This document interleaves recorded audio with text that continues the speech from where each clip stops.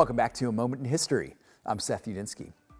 The years following World War I were a pivotal time in American history. The Roaring Twenties, as they were known, the acts of prohibition as well, and the rise of radio and the advent of television made this time period one of substantial formations in American life.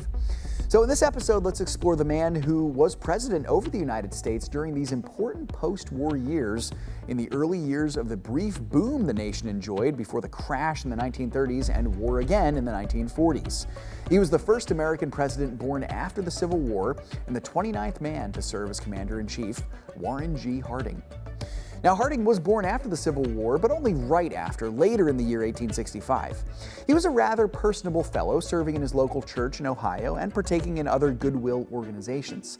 In the 1910s, he got into politics in the Republican Party as a popular figure. He served in the Senate for several years, a job that catapulted him into the conversation for Commander-in-Chief. In the 1920 election, he ran on the Republican ticket and won rather handsomely. Now, Harding's calm leadership in the White House was credited to him by many as one of the reasons the nation enjoyed a boom in the 1920s. Now, under Harding, we see the first years of the United States as a true worldwide superpower, even though it had been trending in that direction for many years.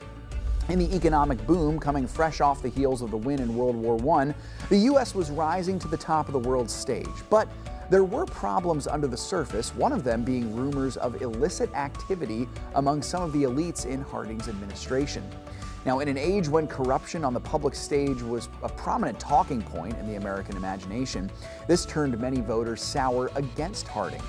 The other problem, sadly for Harding, was his health. By 1923, his health had turned downward, and in the summer of 1923, in a trip to the American West, he died of a heart attack, only 2 years into his first term in office.